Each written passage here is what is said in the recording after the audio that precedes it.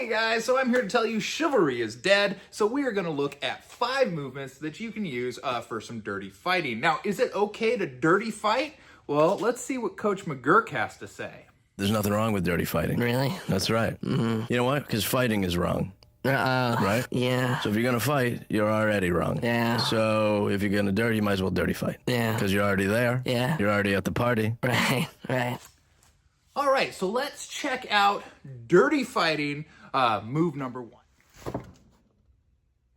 1. Groin strikes can be extremely effective. And one of the things that we want to do is we want to work in as an opener. Most of the things that we are going to consider are going to be from a position where someone is getting up in our face. They're getting in that personal space. We're like right here, and we're worried that they're going to cock back, hit us, grab us, whatever. So the strike that I like to do from this position, I usually, if I'm doing anything, I might be here, whatnot. I'm probably not here. I try not to be here. Having hands down actually leaves me in a better place to strike the groin. And what I'm going to do is I'm just going to do an open hand slap right in here. The same time, my other hand, I want it to come up. We'll talk about what this other hand can do a little bit later, but there's all sorts of strikes or grabs or different things. But as a right-handed fighter, this hand going up and this shoulder coming up is sort of protecting my head as I come in to strike the groin down here, boom, right? And then I'm gonna press forward. So boom, and I could do repeated, I could follow with a knee. There's a lot of different things that I can do, but I'm gonna bring a full assault right to the jeans there. Sometimes fighting dirty is about hitting soft targets like the groin there. But other times it's about striking when it's unexpected. Something that can happen when someone's coming in, and if they're coming in aggressive, you can kind of put a hand out to stop. If you put a hand out right like that, that's really good. But what I'm doing is I'm really passing my hand through the guard. To be extra non-intimidating, I like to put the back of my hand here. So I'm here, but I've got this right here. Well, what I've done is I've put this in a position where I can come straight up with a short uppercut, just boom. You can get a decent amount of power there, even with my offhand, and I'm coming up into the jaw. Doing that when it's unexpected can really set me up in a position where I can go into a variety of different movements, whether it's, striking into the face with that same hand, coming over the top with a right or an elbow. Or another thing that I like to do is if I hit that pop uppercut, I'm gonna come in as a trap on this hand. What that does is it unbalances here. I've got my shoulder up to protect. Now I'm gonna take open hand into the ear or into the brachial plexus or into the occipital lobe. Any of those strikes can be very, very disorienting, and then I can work to take the head and take the person down to the ground. So that short uppercut just off of whoa, boom, can really be an effective strike. So those first couple of strikes, hit to the groin, little pop uppercut, they're recoverable. You might fall, you might hurt yourself. There's a variety of different things, but the strike itself is probably not going to cause lasting damage. Now these next 3 that I'm going to show you, that's not the case.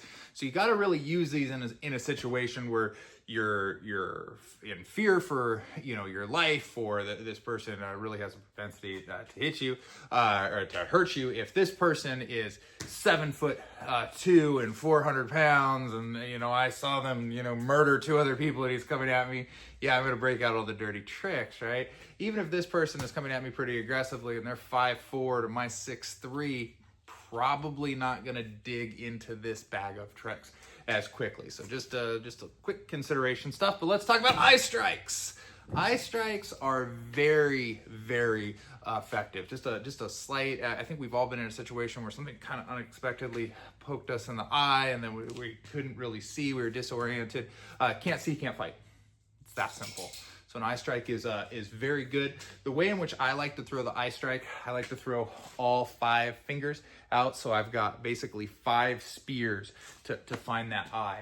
And I'm coming in very similar to how I put that hand up. If I'm going like, whoa, whoa, whoa, whoa, whoa, but whoa, whoa, whoa, whoa, whoa is here. And I'm gonna immediately drive forward. So the idea is I wanna get into the eye, and I wanna come in and I wanna unbalance my attacker. My goal of any kind of altercation is I'm going to put you on the ground. I'm going to get out. That is my goal. So this is very, very helpful. Now, another thing that we had talked about was that groin strike. This works very, very well to come in with those groin strikes, or just the reverse. If I come in here as I'm hitting the groin, I could at the same time be striking the eye, or I could go here, boom, hitting the eyes, and I'm coming in, and again, I'm pressing forward with that eye gouge. It can be very, very damaging. I'm really focused on, once I get my hand there, just all my fingers are just getting in until I find something soft, and then I'm pushing. So that is the eye gouge. All right, so this is another one that has the potential to be very, very devastating. You know, this could make our friend Dallas here leave in an ambulance or worse there, right? And what we're doing is we're gonna attack into that throat, just right as a straight line there. And there's a lot of different ways that I see people do this. You know, you could do this as like a knife hand. You could do this as like an L strike here. You'll see that one from time to time. You can see it as one that's coming up with the wrist. But what I like to do, instead of staying long, I want to come in and close distance. So I'm going to use mass and gross motor. So I'm going to take my forearm, I'm going to lift it up, and as I do that, I'm pressing in to the throat. So I'm just boom, right, like so. When I do that, notice what's happening here. I'm bringing that shoulder up, my chin is protected, I'm bringing up to protect my head there. The right hand can do a number of things, right? I could come in and I could also strike the groin at the same time. I could come in to the eyes at the same time, coming in like here. I could also do similar to what we did before, where I'm coming there and I'm using that to bring in, grab that arm, hit, and then using that to bring them forward so I can exit there. What I like about this strike is I can do it from a very covered position, and I can come in right with a lot of devastation, a lot of weight while still being covered. I can run through someone like this and continue going, or if, you know, like I showed you those different kind of follow-ups, and these do work as a number of things. You know, I could come here, I've got that groin there, that was one we talked about. I could exit with the eyes, you know, here. A lot of different things you can do with that throat attack. Okay, this last one is kind of fun, and it is one that it's less about the movement, that head grab, and more what you can do with it if you achieve it. This is one where you need to have some kind of background in martial arts or wrestling or jiu-jitsu or whatnot, and understand how to unbalance someone. So two things. One, we got to think about posture. I'm strong if my shoulders are above my hips, okay? If get my shoulders pulled past my hips, I'm weak, and that is a position where I can be taken down, okay? So that's step one. We got to incorporate that. Step two is our base, okay? My feet, if I've got 1 foot forward, 1 foot back, I'm very strong in this way because I have a wide base in that direction. But to the sides, I'm not strong. So I have what sometimes we'll call it a rear corner or a topple point or things like that, where I could be unbalanced from the sides, but not from the front because of the wideness of my base, right? So those are two kind of principles that we got to think about for how to finish this. So that head grab, I'm just coming on and I'm getting my hands on the heads. Now there's a lot of different things that you can do as strikes with this. You can think of this as a double ear slap, you know, that could be very disorienting. I've got these thumbs, so I could get a thumb gouge in here. Even my hands coming in as palm strikes to the jaw can be very effective. Also, if I get up here and I grab the hair, that could be something. If I grab the ears, that could be something. There's a lot of very devastating things that you can do from that position. But the thing is, we gotta be pretty quick because we've committed both of our hands. So I don't really like to think of this as something where I'm doing a strike, because the more that I put into it or telegraph it or try to hit it, chances are that I'm dealing with these dukes coming at me. So I'm just getting on, right? From there, what I want to do is I'm going to pull the head towards my chest, just right like that, okay? And the goal that I'm trying to do is break that posture, shoulder past the hips. If I don't get it, if I try to pull here and he's not coming, like I'm gonna go into, you know, short boxing or whatever else that I'm gonna do. But if I break that posture, what he's most likely gonna do is try to reset it by pulling his head back. That is what most people that are sort of untrained and the type of people that would be in these bar fight type of counters would do, and we're gonna use that against him. A person that might be very trained in this, all he's gonna do is he's gonna get his hips back under his shoulders, and I could be in a whole lot of trouble there. So I would work to exit or strike or any other type of thing, right? I don't want to, if he knows my trick, I'll use a different trick, right?